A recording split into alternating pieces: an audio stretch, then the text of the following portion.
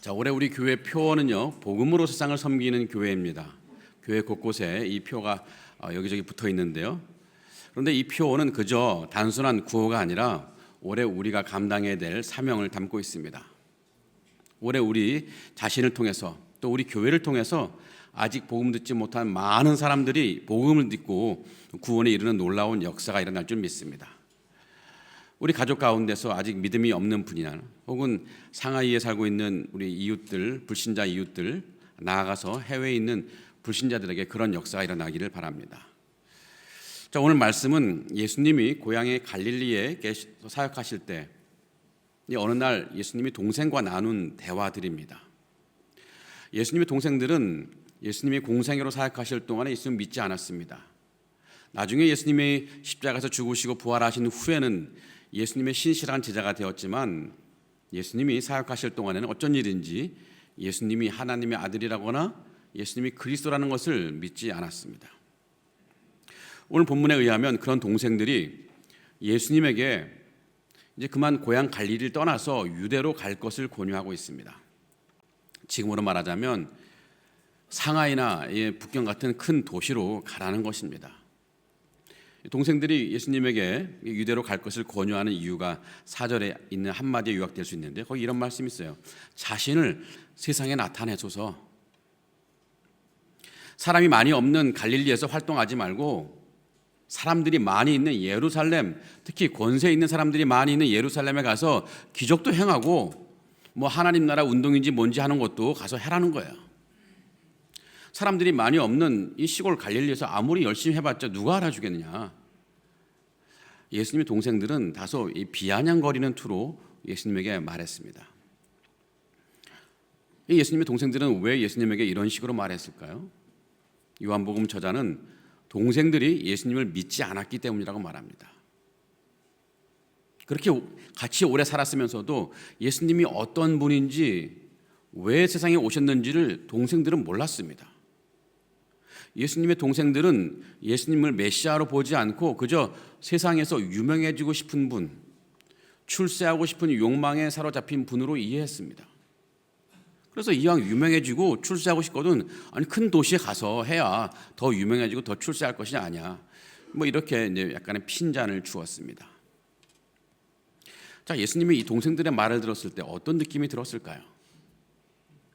예수님이 가장 가까운 가족들조차도 예수님이 어떤 분인지 모르고 예수님이 어떤 사명을 갖고 이 세상에 오셨는지를 이해하지 못하는 이 사실에 대해서 분명히 예수님은 안타까움을 느끼셨을 것 같아요.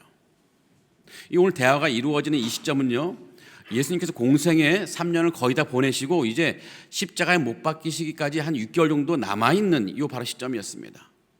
그러니 이제 꽤 많은 공생의 시간을 지났죠. 그런데 아직까지도 이 육신의 형제들이 동생들이 예수님 자신을 믿지 않으니 예수님이 그 마음이 얼마나 답답했을까요? 수많은 사람들이 예수님을 하나님의 아들이라고 고백하고 또 그리스도라고 고백하고 또 추정하고 따라오는데 정작 가족은 예수님을 믿지 않는 거예요. 확실히 한 가족이 모두가 같은 믿음의 길을 가지 않을 때 우리는 상당히 많은 어려움을 당합니다. 특히 부부 중에 어느 한 사람만 믿는 경우가 있죠. 남편이나 아내 둘 중에 하나. 또 부모님은 믿는데 자녀가 믿지 않는 경우도 있고 또 그 반대로 자녀는 믿는데 부모님이 믿지 않는 경우도 있습니다. 참 어렵죠, 그럴 때. 불신 가족이 내 믿음 생활을 방해하면서 그 어려운 것도 있지만 더 어려운 것은 내가 정말 사랑하는 가족이 믿음이 없어서 영적으로 방황하는 것을 그 보는 것 자체가 굉장히 어렵고 안타까운 거죠. 그런 어려움을 겪고 있는 성도들이 분명히 기억해야 될 중요한 사실이 있습니다. 바로 예수님도 똑같은 어려움을 경험하셨다는 것입니다. 예수님의 동생들도 예수님 믿지 않았어요.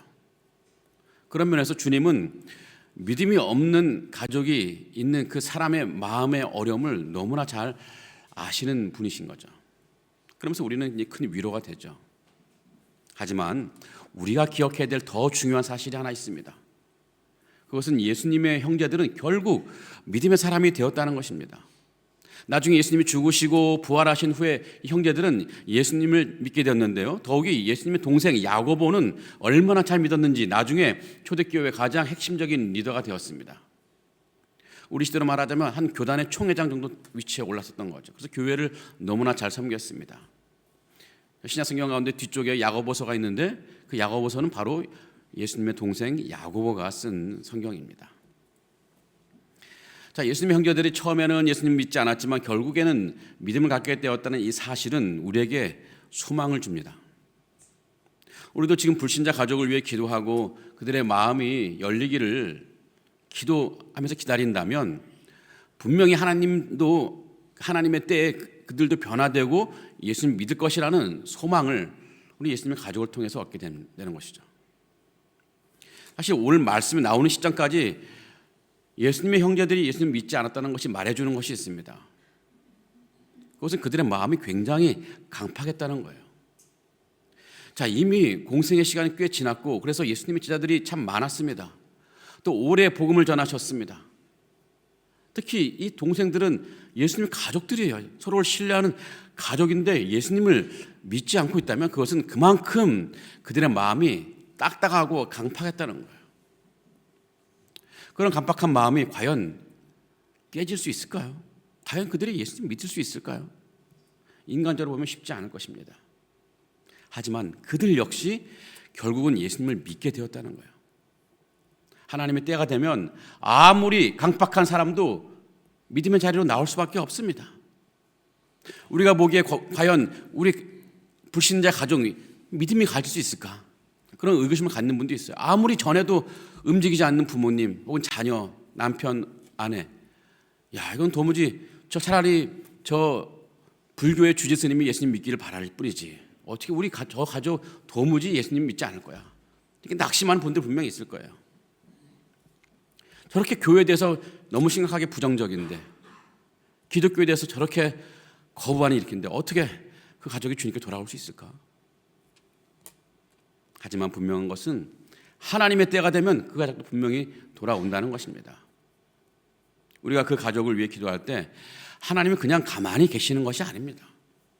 우리가 기도하면서 기다리는 동안 하나님은 우리 가족의 마음을 어루만져 주시고 그 믿음의 길을 갈 수 있도록 준비시키는 작업을 하고 계시는 거예요.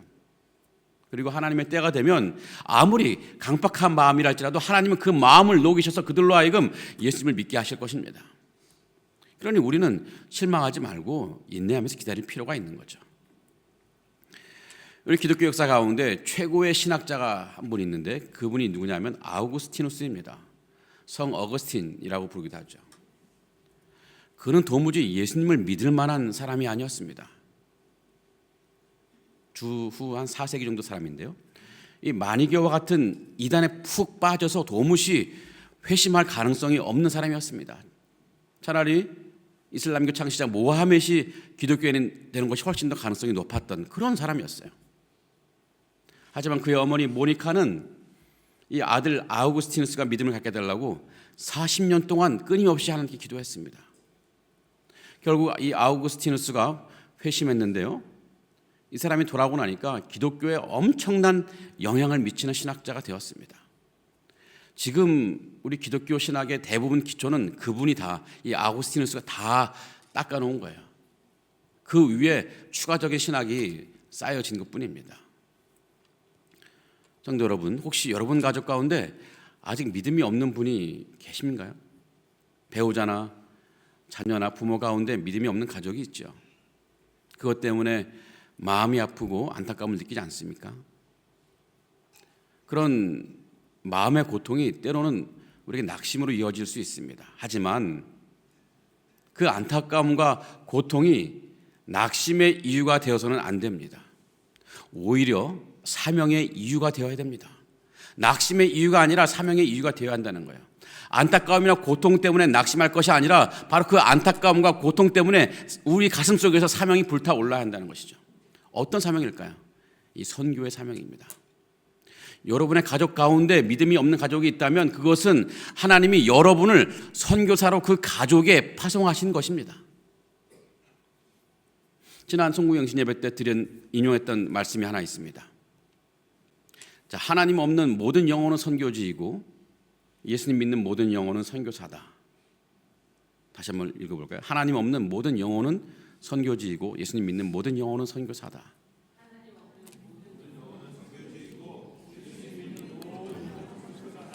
네. 자, 20세기 가장 영향력이 있는 영국의 복음주의 신학자이며 선교사였던 존 스토트 목사님이 하신 말씀이십니다. 저는 이 문구를 너무 좋아합니다. 여러분, 선교지는요, 어떤 특정 지역, 아프리카나 뭐 이런 지역이 아니라 하나님이 없는 모든 영혼, 그 영혼이 바로 선교지인 것이죠. 여러분, 가족 가운데 믿지 않는 분이 있습니까? 그러면 바로 그분이 선교지입니다.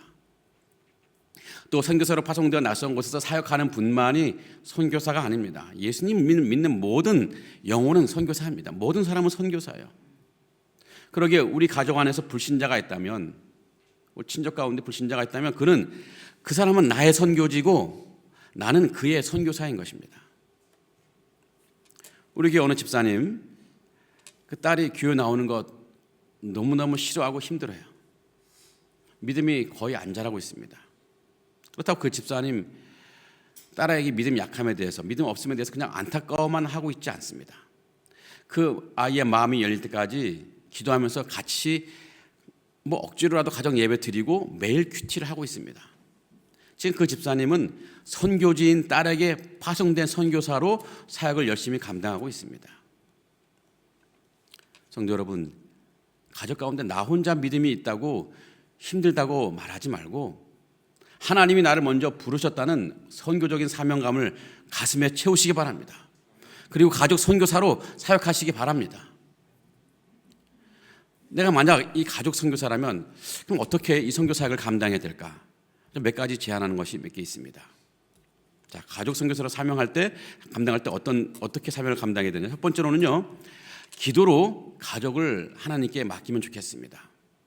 기도로 가족을 하나님께 맡기라. 기도는 우리가 할 수 없는 것을 하나님께 맡기는 것입니다. 하나님의 능력을 신뢰하는 것입니다. 우리가 하나님의 능력을 신뢰하고 하나님께 우리의 모든 문제를 맡겨드릴 때 하나님은 일을 하기 시작하시는 거예요. 우리가 할 수 없다고 하는 그것도 하나님이 넉넉히 이루시는 분이신데, 그러니 내가 이 복음을 전해서 가족들이 받아들이지 않는다고 여러분 실망하거나 조급해할 필요는 없습니다. 기도하면서 하나님의 때를 기다리는 것이 필요한 거죠. 하나님의 때가 되었을 때 그 강팍했던 예수님의 동생들도 예수님을 믿었듯이 하나님의 때가 되면 전혀 믿음의 반응이 없었던 우리 가족들도 믿음의 은혜를 하나님께서 주실 것이라는 말이죠. 그러니까 기도로 하는 가족을 맡겨주시기 바랍니다. 두 번째로는요, 기도하면서 기다리는 가운데 가족에게 분명한 복음을 전하면 좋겠습니다. 그냥 얼렁뚱땅 예수 믿자, 교회 가자 이렇게 말할 것이 아니라 왜 예수님을 믿어야 되는지, 왜 교회를 가야 하는지를 분명하게 전해야 한다는 거예요. 분명한 복음이 담긴 메시지를 전해야 되는 것입니다. 우리는 죄인인데 우리를 위해 십자가를 지신 예수 그리스도를 믿을 때 우리를 그 죄에서 주님이 분명히 건져주시고 구원시켜주시고 영원한 천국에 들어갈 수 있다는 말을 분명하게 해줘야 되는 거예요. 바울이 뭐라고 말했습니까? 로마서 1장 16절에 이런 말씀이 있습니다. 이 복음은 모든 믿는 자에게 구원을 주시는 하나님의 능력이 됩니다. 이 복음이 내 입에서 나올 때 말만 나오는 것이 아니라 하나님의 능력도 같이 나오는 거예요. 그래서 내가 직설적으로 복음 말할 때 하나님께서 그 복음의 말씀을 통해서 내 가족의 마음을 만져주십니다. 그러니까 여러분, 복음을 전할 때 그냥 대충 말하지 말고 확실한 복음의 내용을 가족에게 전해 주시기 바랍니다. 세 번째는요, 삶으로 복음을 보여주면 좋겠습니다. 여러분의 삶으로 복음을 보여주세요. 복음을 말로 전하는 것도 굉장히 중요하지만 삶으로 복음을 보여주는 것도 굉장히 필요합니다. 삶으로 가족에게 감동이 되어야 됩니다. 이것은 가족을 전도할 때 너무나 중요한 요소예요. 제가 이전에 사역했던 교회 어느 여집사님이 믿음이 없는 남편 때문에 굉장히 힘들어했습니다. 믿음이 없더라도 이 아내의 믿음 생활을 방해하지 않으면 괜찮을 텐데 계속 아내의 신앙 생활을 어렵게 해요. 조롱하기도 하고 화를 내기도 하고 참 어렵게 하는데 남편 보기에 아마도 제대로 가정도 잘 안 챙기면서 교회 열심을 낸다 뭐 이렇게 생각해서 못마땅했던 것 같아요. 자, 그런 상황에서 이 여집사님이 제자 훈련을 신청하고 제자 훈련을 받았습니다. 제자 훈련을 할 때는 이제 제자 훈련생 집 돌아가면서 이제 훈련을 진행하는데 어떤 날 이제 그날 그 집사님 집에서 훈련하는 날이 되었습니다. 그런데 그 집사님 남편이 아침에 출근하기 전에 집안을 치우고 청소를 하는 거예요. 아내가 놀라는 거죠. 왜 당신 안 하던 청소를 다 하느냐? 그것도 굳이 아침에 하느냐 물었더니 남편이 하는 말이 아니 당신은 오늘 집에서 제자 훈련 한다며 우리 집에 교회 손님들이 온다는데 뭐 집안을 청소해야지 했더니 그 집 여집사님은 내가 해도 되는데 굳이 당신이 안 해도 돼. 출근할 사람이 무슨 청소를 하냐고 이렇게 물었더니 그냥 하고 싶다는 거예요. 그래서 무슨 말인가 했더니 그 아내 그 여집사님이 제자 훈련하는 동안 너무 많이 바뀌었어요. 가족을 대하는 말이나 섬김의 그 내용들이 눈에 띄게 바뀐 거예요. 그것이 그 남편의 눈에 굉장히 신기하게 보였던 것 같습니다.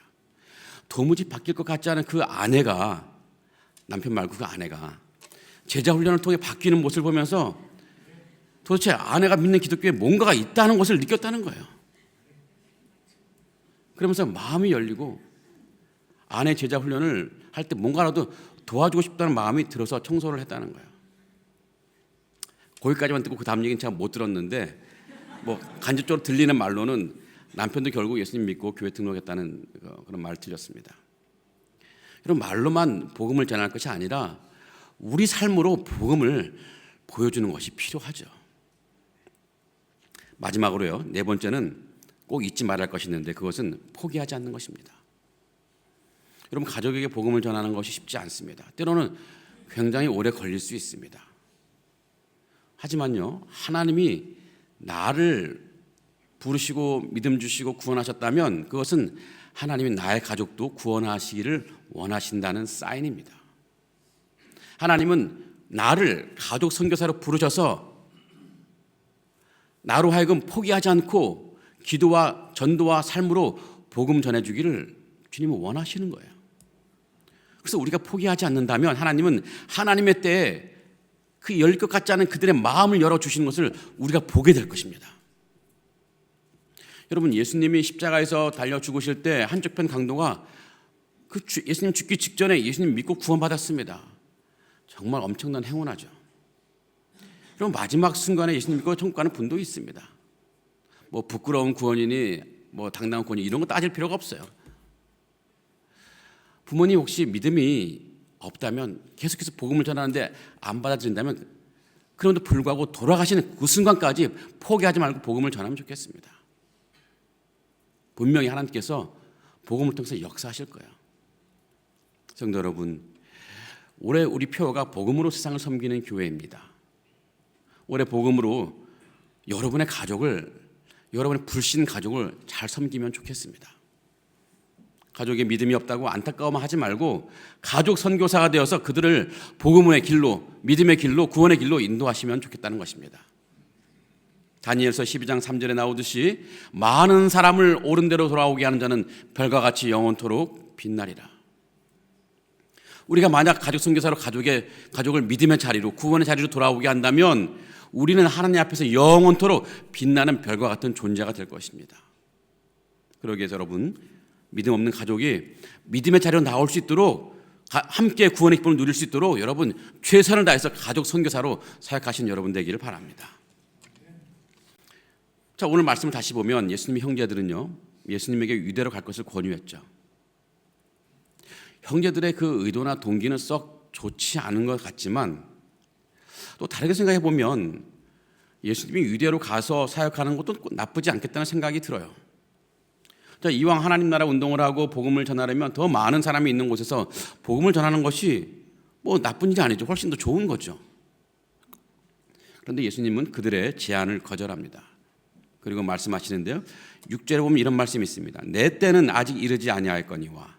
또 8절에 보면요, 너희는 명절에 올라가라. 내 때가 아직 차지 못하였으니 나는 이 명절에 올라가지 아니하노라. 자, 예수님은 아직 예루살렘에 올라가지 않을 것인데, 유대에 가지 않을 것인데, 왜냐하면 아직 때가 이르지 않았기 때문이라는 것입니다. 여기서 아직 때가 이르지 않았다는 게 무슨 뜻일까요? 여기서 때라고 하는 것은 하나님이 정하신 때를 가리키는 건데요. 예수 그리스도가 십자가에서 죽으시고 부활하실 때를 가리키는 말입니다. 예수님 지금 그 때를 기다리고 계신 거예요. 하나님이 알려주실 때까지 그 때를 기다리고 계신 것입니다. 그런데 아직 그 때가 오지 않아서 지금은 예수님은 예루살렘 올라가지 않겠다고 말씀하시는 것입니다. 확실히 사람이 생각하는 때하고 이 하나님의 때와는 다를 때가 굉장히 많은 것 같습니다. 예를 들면 우리가 기도할 때 하나님께서 우리에게 기도 응답해 주실 때가 언제입니까? 바로 지금이죠.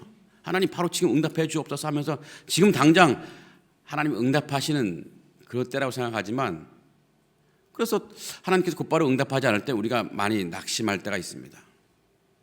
하지만 실제로 하나님께서 곧바로 응답하지 않을 때가 많죠. 왜냐하면 그때는 하나님 때가 아니기 때문입니다. 그런데 불구하고 우리는 하나님의 우리를 향한 하나님의 선하심을 우리가 신뢰할 필요가 있습니다. 하나님의 때는 분명히 하나님의 선하신 뜻이 있다는 것을 믿고 우리가 기다려야 한다는 것입니다. 자, 그렇다면 우리가 하나님을 신뢰하고 믿고 기다리는 거 좋은 일인데, 그럼 어떻게 해야, 어떻게 하면서 하나님을 신뢰하고 기다려야 될까요? 또 몇 가지 제가 정리해 봤는데요. 첫 번째로는요, 자, 하나님의 때는 항상 완전하다는 것을 신뢰하며 기다리시는 것입니다. 항상 완전한 하나님의 때가 있다는 것을 믿고 기다리라는 것입니다.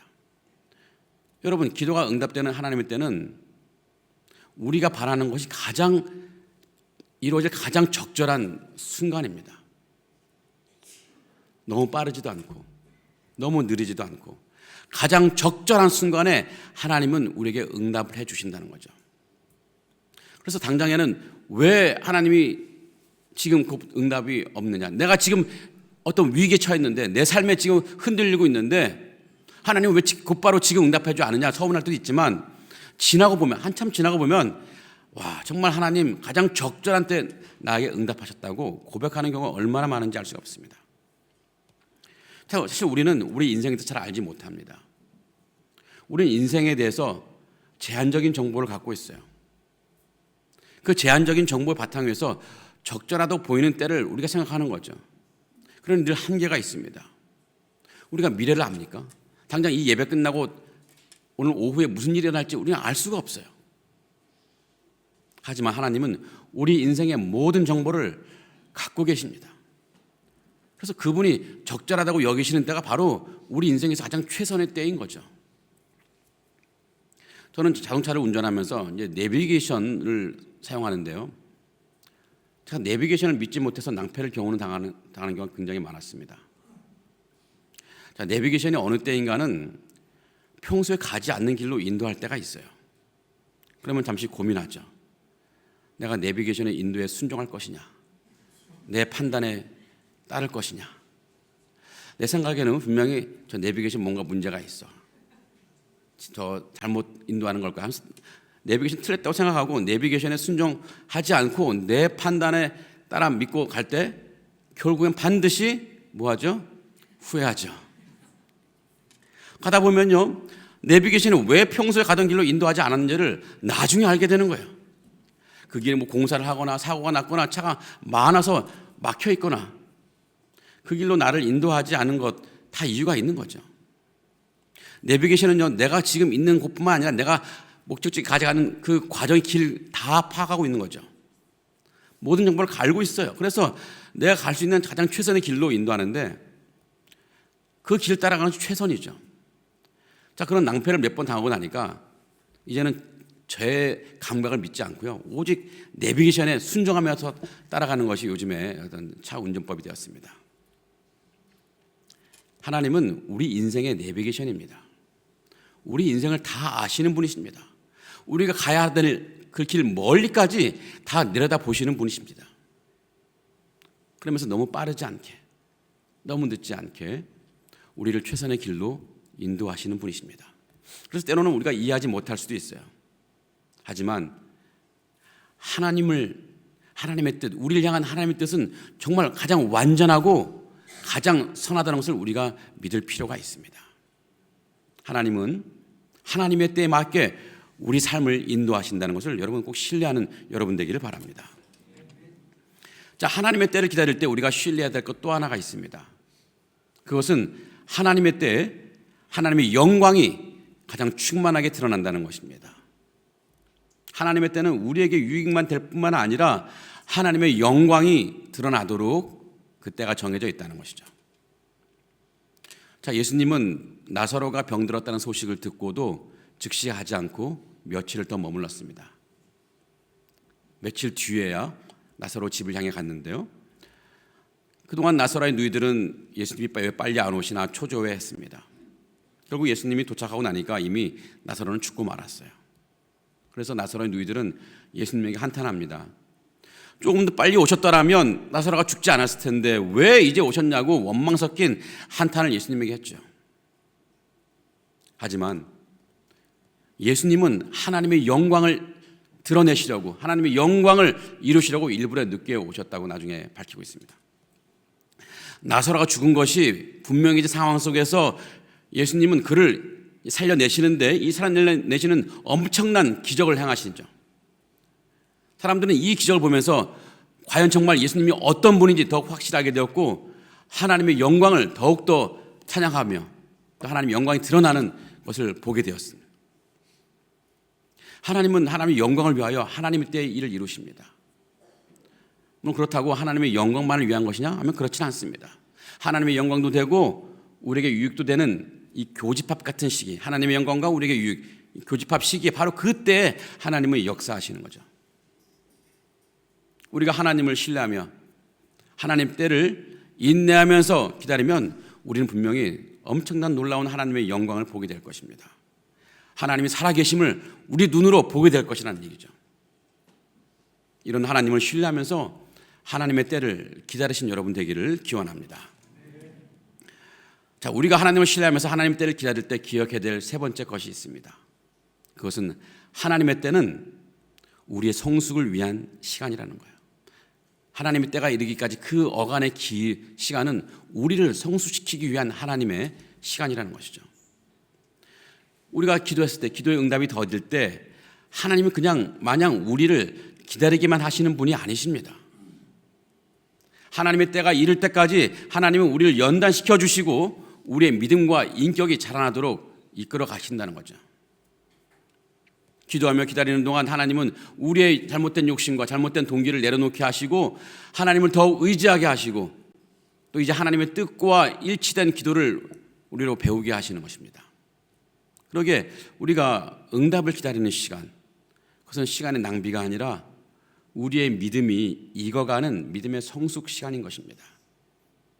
이것을 기억하며 기다리는 것이 필요하죠.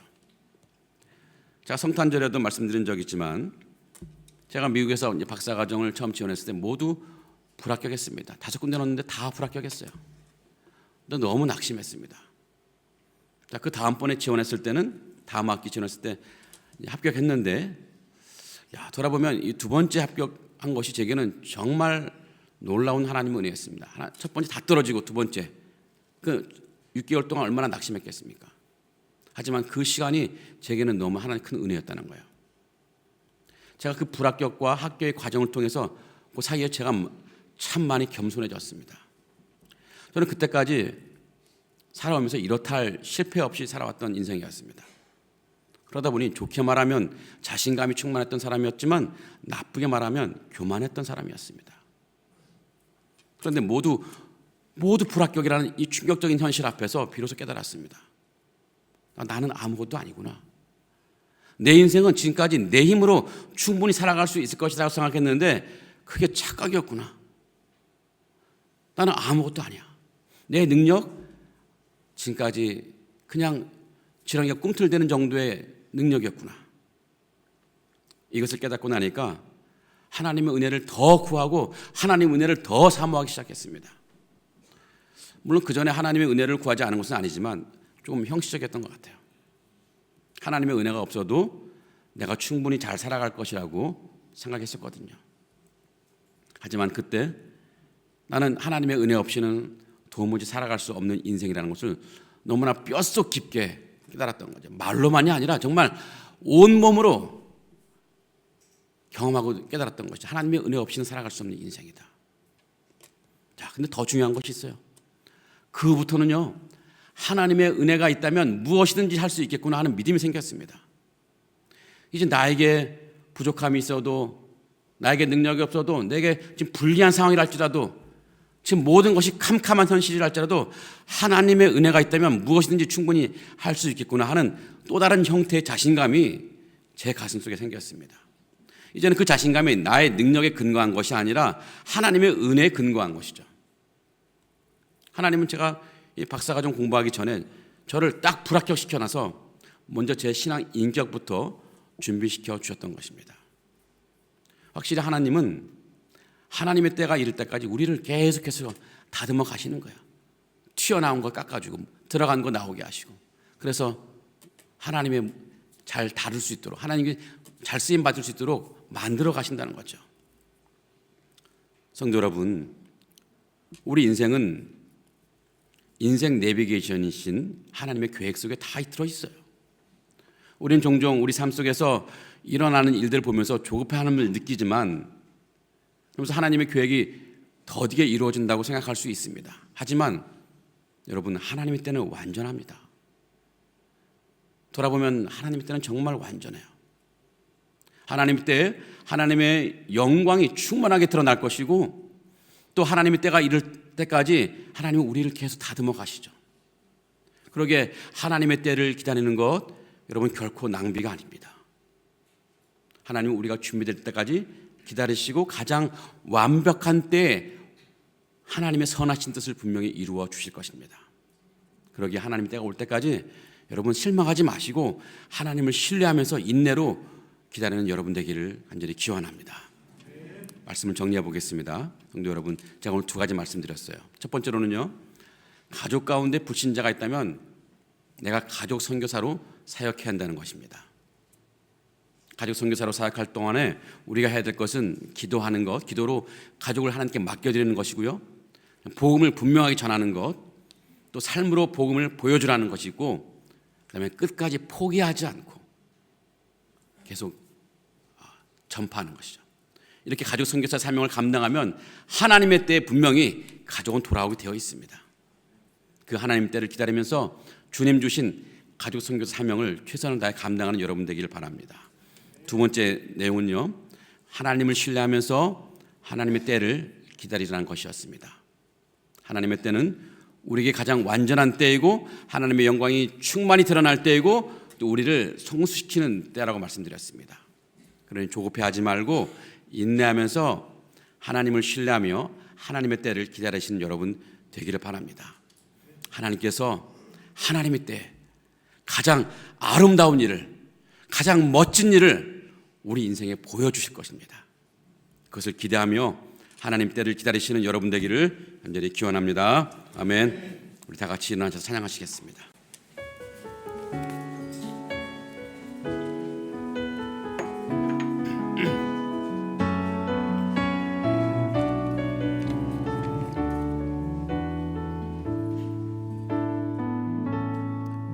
전능하신 나의 주 하나님은